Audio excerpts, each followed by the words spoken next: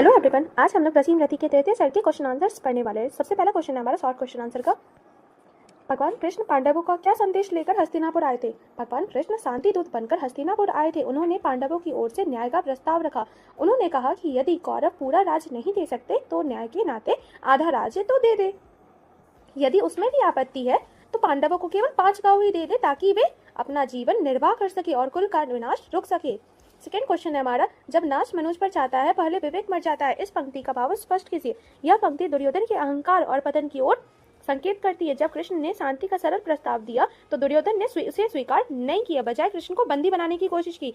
कवि कहते हैं, जब व्यक्ति का विनाश निकट होता है तो वह सबसे पहले अपनी सोचने समझने की शक्ति यानी विवेक को खो देता है और गलत निर्णय लेने लगता है। थर्ड क्वेश्चन है हमारा, कृष्ण ने अपना विश्व रूप क्यों दिखाया? जब दुर्योधन ने कृष्ण के शांति प्रस्ताव को ठुकरा दिया और उन्हें जंजीरों से बांधने का दुस्साहस किया, तब कृष्ण ने उसे यह एहसास कराने के लिए अपना विराट रूप दिखाया कि वे कोई साधारण दूत नहीं है बल्कि वह स्वयं नारायण है। उन्होंने दिखाया कि पूरा ब्रह्मांड उनमें समाहित है और वे ही जीवन और मृत्यु के स्वामी है। चलिए अब हम लोग लॉन्ग क्वेश्चन आंसर्स पढ़ते हैं। सबसे पहला क्वेश्चन है, रसीम रति के तृतीय सर्ग के आधार पर कृष्ण का चरित्र चित्रण कीजिए।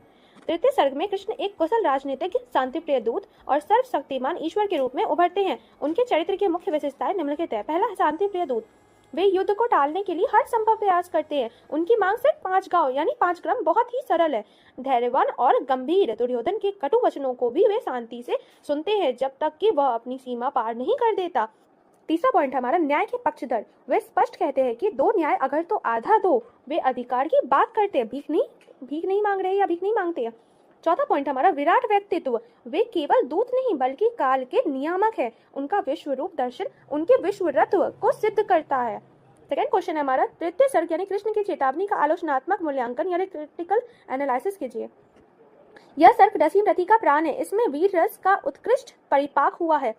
विषय वस्तु, यह दमनकारी सत्ता को दी गई एक खुली चुनौती है। यह शांति और युद्ध के बीच के द्वंद्व को दर्शाता है। ओजपूर्ण भाषा, दिनकर जी की भाषा तलवार की तरह धारदार और शब्दों का चयन ऐसा है कि पढ़ते ही पाठकों में जोश भर जाता है। मनोवैज्ञानिक चित्रण, दुर्योधन की हट और कृष्ण की गंभीरता का द्वंद्व मनोवैज्ञानिक रूप से बहुत सटीक है। उद्देश्य, कवि का मुख्य उद्देश्य यह दिखाना है कि शांति का मार्ग कार्यरता नहीं है, लेकिन जब अन्याय चरम पर हो तो युद्ध ही अंतिम सत्य बन जाता है।